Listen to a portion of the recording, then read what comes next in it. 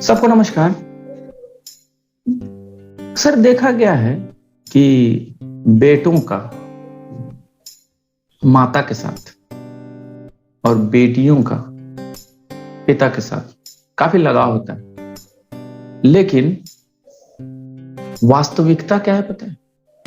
वास्तविकता ये है कि चाहे वो बेटे हों या बेटियां, उनका सर्वाधिक लगाव माता के साथ ही होता है। अब आप कहेंगे कैसे? वास्तव में आप देखिएगा कि अक्सर जो भी परेशानियां होती हैं तो वो बेटियां जो होती हैं वो सीधे पिताजी के पास जाती हैं और उनसे शेयर करना, उनके साथ अपनी जो बातें हैं बताना पसंद करती हैं। और जो बेटे होते हैं वो सीधे सोचते हैं कि नहीं, मम्मी को बता देते हैं, वो ज्यादा अच्छा रहेगा। लेकिन अक्सर जब हमारे ऊपर मुसीबत आती है तो हमारा लगाव किसी के साथ भी भले ही क्यों ना अधिक हो, चाहे वो माँ हो या पिताजी, परंतु मुसीबत के समय में माँ ही याद आती है। यह पाठ कृतिका से जो लिया गया है, माता का अंचल, जिसे शिवपूजन सहाय ने लिखा है, इस पाठ में वही दिखाया गया है कि एक बच्चे का लगाव पिताजी के साथ अधिक था, परंतु वह किस तरह से मुसीबत के समय अपनी मां को ही याद करता है। ठीक है, तो चलिए पहले हम लोग इस पाठ के जो रचनाकार हैं शिवपूजन सहाय, उनके बारे में कुछ जान। यह है हमारे समक्ष लेखक शिवपूजन सहाय। जरा इनके बारे में जान ले। सबसे पहले शिवपूजन सहाय का जन्म सन 1893 में गांव उनवास, जिला भोजपुर, बिहार में हुआ। उनके बचपन का नाम भोलानाथ था। 10वीं की परीक्षा पास करने के बाद उन्होंने बनारस की अदालत में नकल नवीस की नौकरी की। बाद में वे हिंदी के अध्यापक बन गए।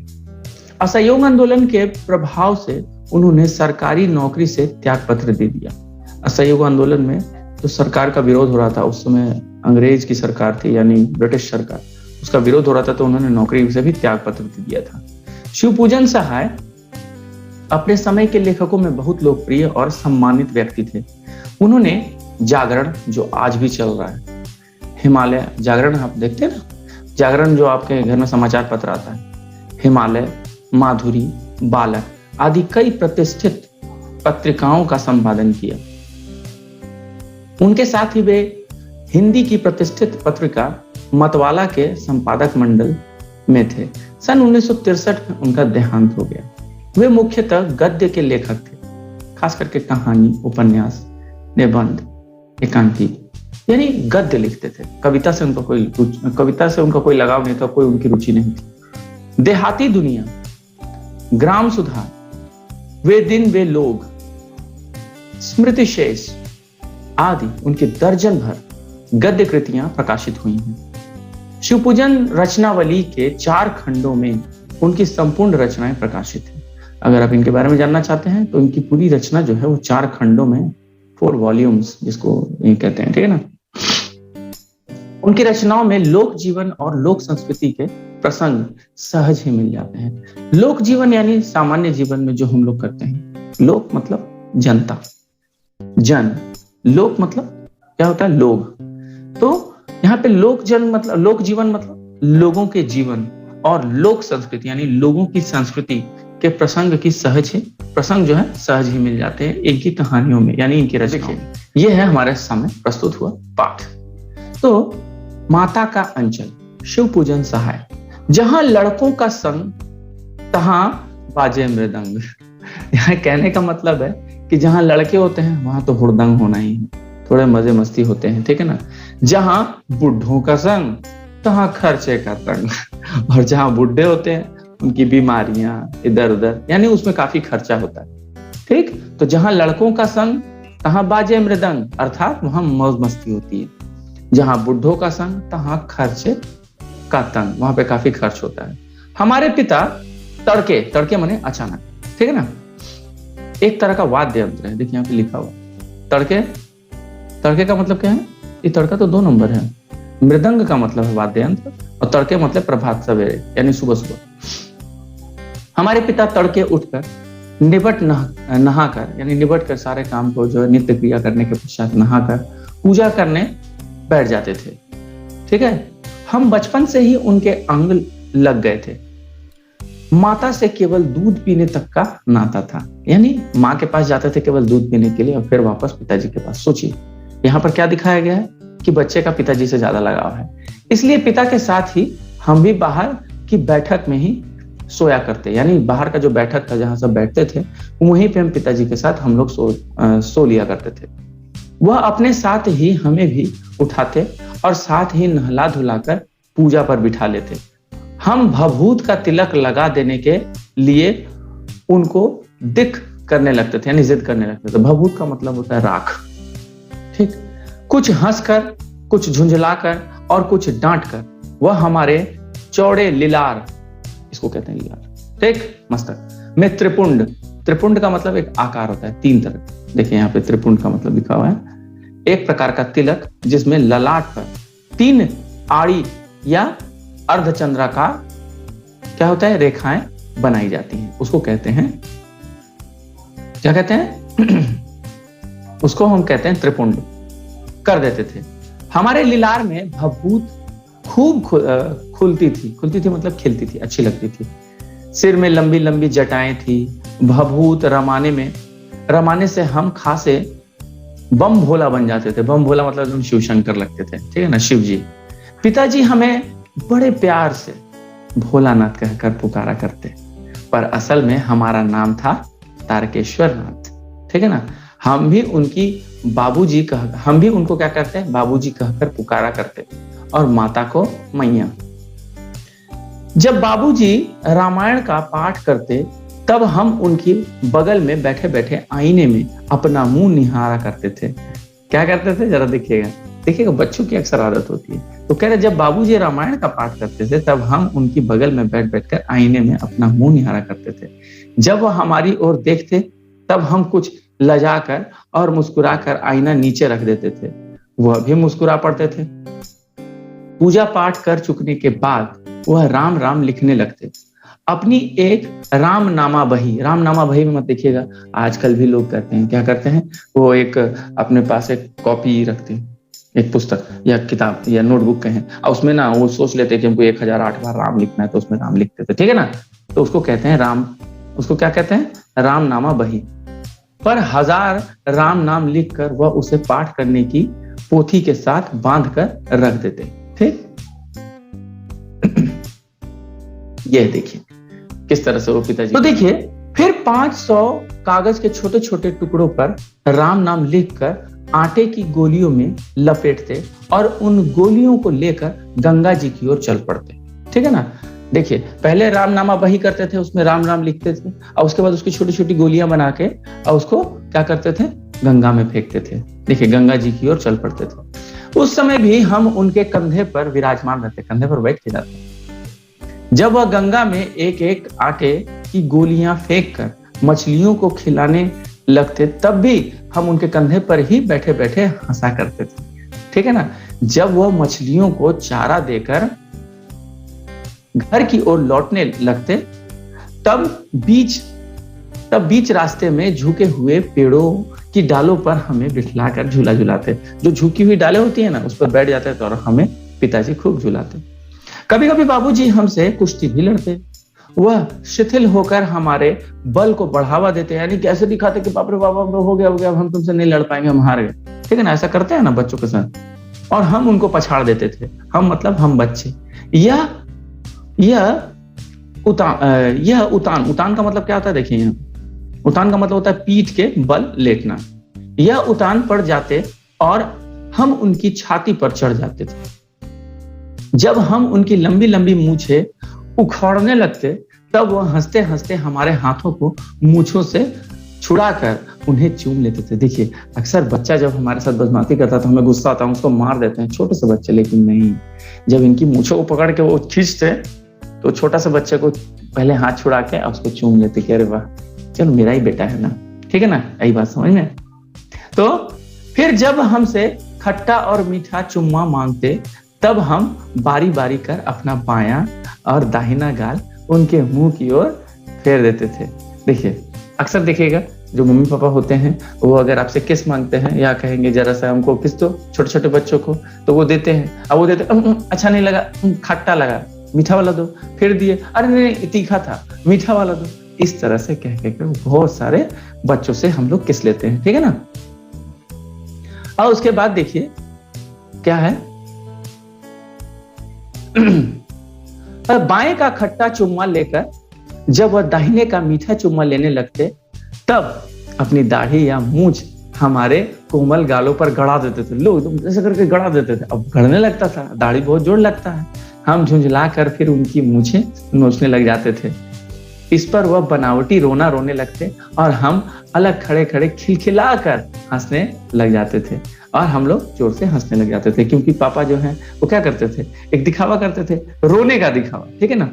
उनके साथ हंसते हंसते जब हम घर आते, तब उनके साथ ही हम भी चौके पर खाने बैठते थे। वह हमें अपने ही हाथों से फूल के एक कटोरे में गोरस, गोरस मतलब दूध, और भात सान कर खिलाते थे। सान कर मतलब मिलाकर।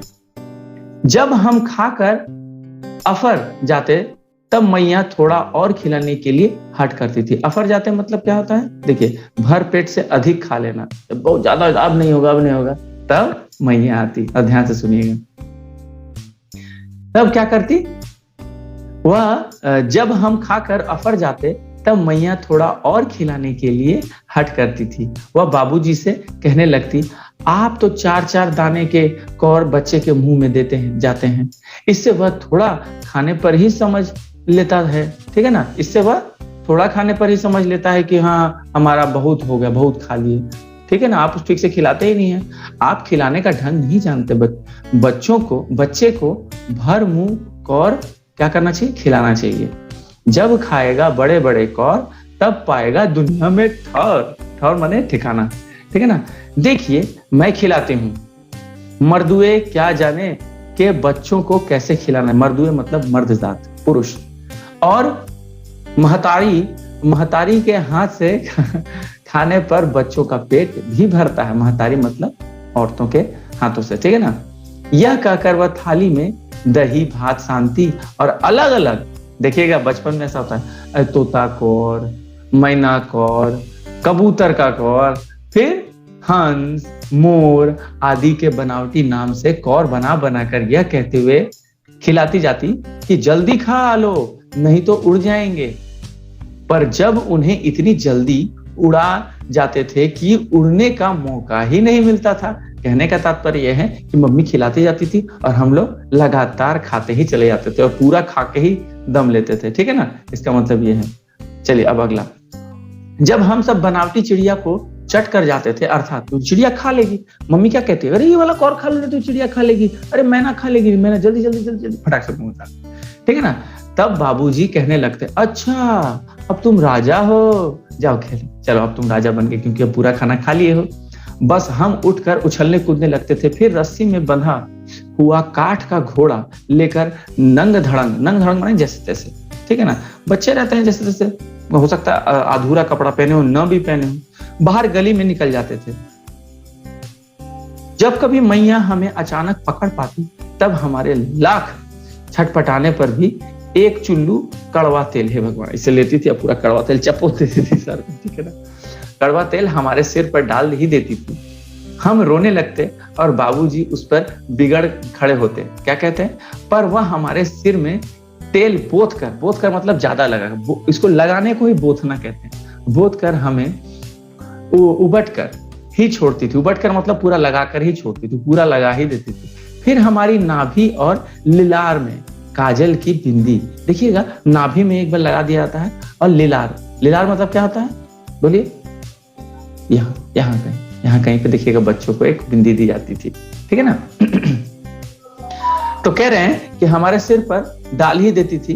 तो हम रोने लगते थे, बाबूजी उस पर बिगड़ खड़े होते थे, पर वो हमारे सिर पर तेल बोत कर ही छोड़ती थी। एक सेकंड,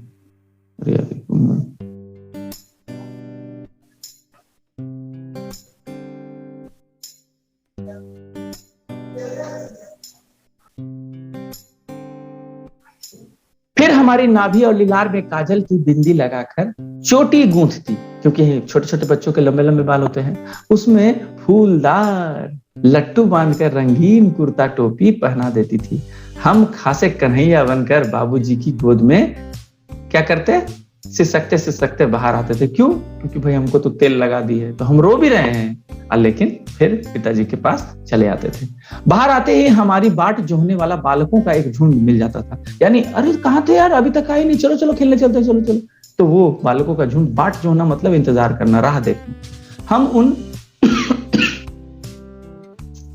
हम उन खेल के साथियों को देखते ही सिसकना भूल कर, एकदम अचानक रोना धोना भूल गए कि पता नहीं क्या हुआ था हमारे साथ। बाबूजी की गोद से उतर पड़ते और अपने हमजोलियों के दल में मिलकर तमाशे करने लग जाते थे, यानी खेलने लगते थे।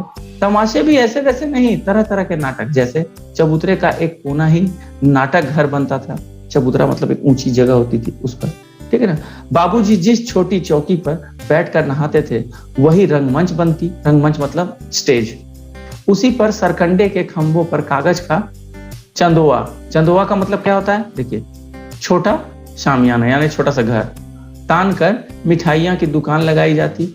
उसमें चिलम के खेचे पर कपड़े के थालों में ढेले के लड्डू, यानी ढेला रख देते बोलते थे लड्डू है। पत्तों की पूरी कचौड़ियां, पत्ता रख देते बोलते थे पूरी कचौड़ी है। गीली मिट्टी की जलेबियां, गीली मिट्टी से जलेबी बना देते थे। उसके बाद फूटे घड़े के टुकड़ों के बताशे आदि मिठाइयां सजाई जाती। ठीकरों के बटखारे और जस्ते के छोटे छोटे टुकड़ों के पैसे बनाते हैं, ठीक है ना। जस्ता जो होता है वो देखिएगा चमकता है, इसीलिए उसको पैसा बना देते थे। हम ही लोग खरीदार और हम ही लोग दुकानदार। बाबूजी भी दो चार क्या लिखा, दो गोरखपुरिये पैसे खरीद लेते थे। तो थोड़ी देर में मिठाई की दुकान बढ़ाकर मतलब बंद करके हम लोग घरौंदा बनाते थे।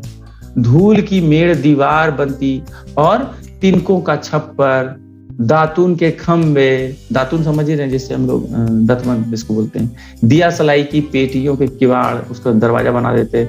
घड़े के मुहड़े की चूल्ही चक्की, दिए की कढ़ाई, दिया को जो है कढ़ाई बना देते, कढ़ाई है। और बाबूजी की पूजा वाली आचमनी कलछी, एक छोटा सा आचमन नहीं होता जिससे आचमन करते हैं, यानी पानी डालते हैं, आप लोग हवन करते हैं, आपको पता होगा, जैसे पानी डालते हैं देखिएगा एक छोटा सा एक बना रहता है डब्बू जैसा, उसको बोलते हैं आचमनी कलछी बनती थी।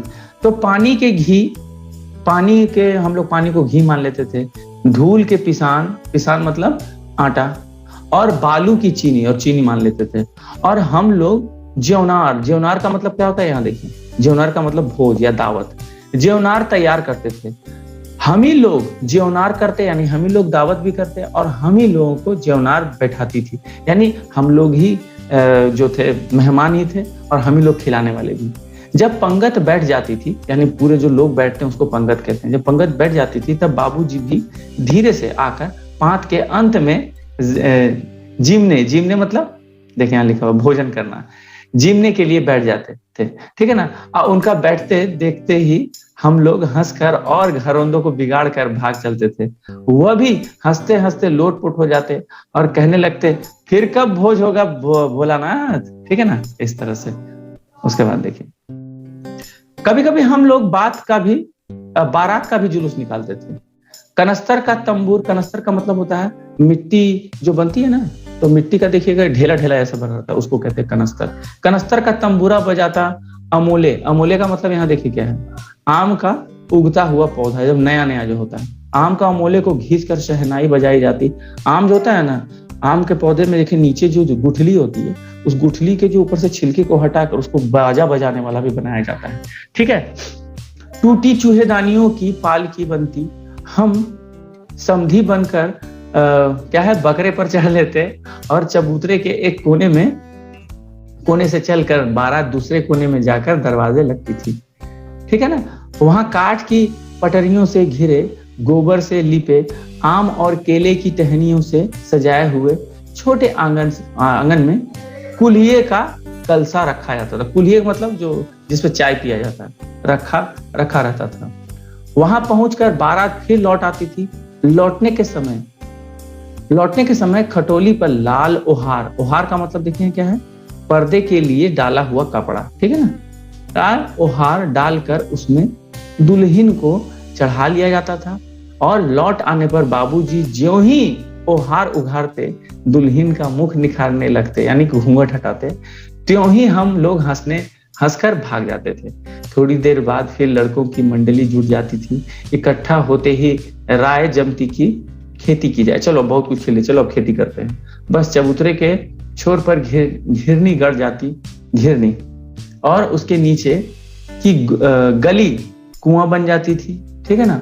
मूंज की बटी हुई पतली रस्सी में, मूंज का मतलब क्या होता है देखिएगा, पतला पतला रस्सी होता है, उसको कहा गया मूंज। ठीक है ना। रस्सी में एक चुक्कड़ बांधकर गड़ारी पर चढ़ाकर लटका दिया जाता और दो लड़के बैल बनकर मोट खींचने लगते, यानी जिस पर बंधा होता उसको खींचने लगते थे। चबूतरा खेत बनता, कंकड़ बीज और ठेंगा हल जुआठ बड़ी मेहनत से खेत जोते बोए और पटाए जाते। फसल तैयार होते ही देर न लगती और हम हाथों हाथ फसल काट लेते थे। काटते समय गाते थे, ऊंच नीच में बई किराया, क्या है, ऊंच नीच में बड़ी कियारी, ठीक है ना, जो उपजी सो भई हमारी, यानी ऊंच नीच में बई कियारी जो उपजी सो भई हमारी। फसल को एक जगह रख कर उसे पैरों से रौंद डालते थे, तुरंत खत्म। उसके बाद है कसोरे। कसोरे का मतलब देखें क्या लिखा, मिट्टी का छिछला कटोरा, यानी ऊपर थोड़ा सा का सूप बनाकर ओसाते और मिट्टी की दिए के तराजू पर तौल कर राशि तैयार कर देते थे। इसी बीच बाबूजी आकर पूछ बैठते थे, इस साल की खेती कैसी रही भोलानाथ? बस फिर क्या, हम लोग ज्यों के त्यों खेत खलिहान छोड़कर हंसते हुए भाग जाते थे। कैसी मौज की खेती थी। ऐसे ऐसे नाटक हम लोग बराबर खेला करते थे। बटोही भी कुछ देर ठिठक कर हम लोगों के तमाशे देख लेते थे।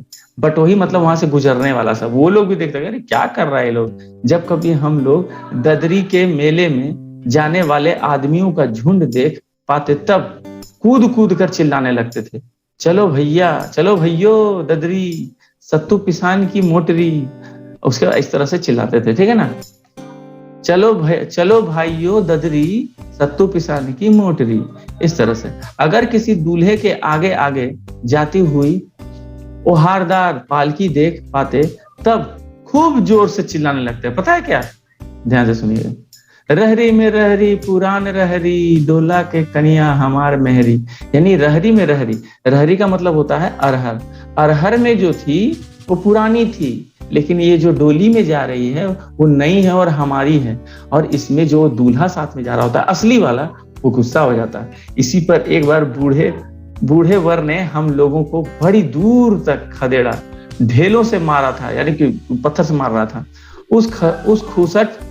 उस खसूट खब्बीस की सूरत आज तक हमें याद है।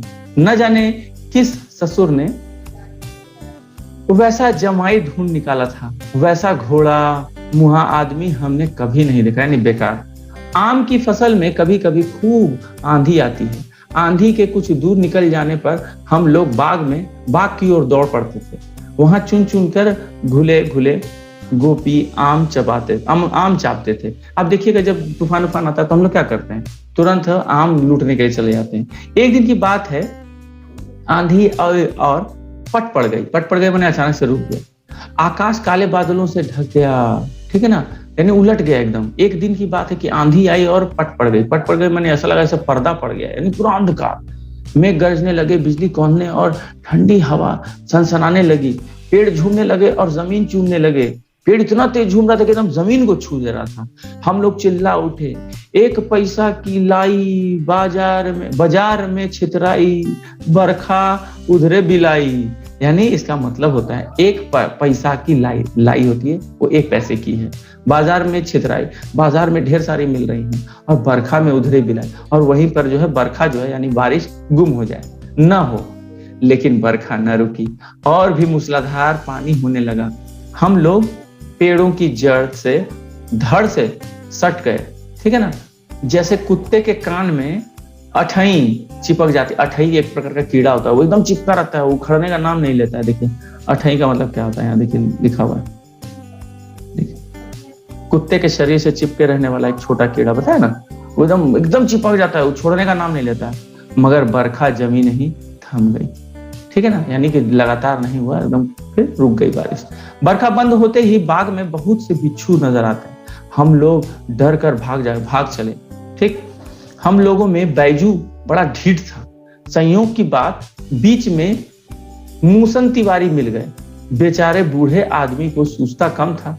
बैजू उनको चिढ़ा कर बोला, बुढ़वा बेईमान मांगे करेला के चोखा। ठीक है, उसको चिढ़ाकर भाग गए। हम लोगों ने भी बैजू के सुर में सुर मिलाकर यही चिल्लाना शुरू किया। मूसन तिवारी ने बेतहाशा खदेड़ा, बहुत चिल्लाया, पीछे पीछे एकदम भगाया, एकदम दौड़ दौड़ के, एकदम जब तक हम लोग भाग नहीं गए तब तक दौड़ाता रहा। हम लोग तो बस अपने अपने घर की ओर आंधी हो चले, यानी जल्दी जल्दी जल्दी सब लोग अपने अपने घर। जब हम लोग न मिल सके तब तिवारी जी सीधे पाठशाला में चले गए। वहां से हमको और बैजू को पकड़ लाने के लिए 4 लड़के गिरफ्तार वारंट लेकर छूटे। कहने का मतलब पहले जब स्कूल नहीं जाते थे ना, तो 4 लड़कों को मास्टर साहब भेजे, जाओ उसको उठा कर लेकर आओ, तो उसको उठा कर लेके आया जाता था। इधर ज्यों ही हम लोग घर पहुंचे त्यों ही गुरु जी के सिपाही हम लोगों पर टूट पड़े। बैजू तो 9-2-11 हो गया, यानी भाग गया, पर हम लड़के पकड़े गए। फिर तो गुरु जी ने हमारी खूब खबर ली। बाबूजी ने यह हाल सुना तो जो है वह दौड़े हुए पाठशाला में आए। गोद में उठाकर हमें कुछ करने और फुसलाने लगे, पर हम दुलारने से चुप होने वाले लड़के नहीं थे। रोते रोते उनका कंधा आंसुओं से तर कर दिया, यानी भिगा दिया। वह गुरु जी की चिरौरी का मतलब देखिए यहाँ पे, चिरौरी का मतलब होता है दीनता पूर्वक जो जाने वाली प्रार्थना, विनती, चिरौरी करके हमें घर ले चले। रास्ते में फिर हमारे साथी लड़कों का झुंड, वे जोर से नाचते और गाते थे। ठीक है, माई पकाई गरर गरर पुआ, हम खाई पुआ, ना खेला जुआ, तो समझ गए। फिर क्या था, हमारा रोना धोना भूल गया। ठीक है, और हम हट करके बाबूजी की गोद से उतर पड़े और लड़कों की मंडली में मिलकर लगे वही तान सुर आलापने। तब तक सब लड़के सामने वाले मकई के खेत में दौड़ पड़े। उसमें चिड़ियों का झुंड चर रहा था। वे दौड़ दौड़ कर उन्हें पकड़ने लगे, पर एक भी हाथ ना आई। हम खेत से अलग ही खड़े होकर गा रहे थे। क्या गा रहे थे हम अगली कक्षा में जानेंगे।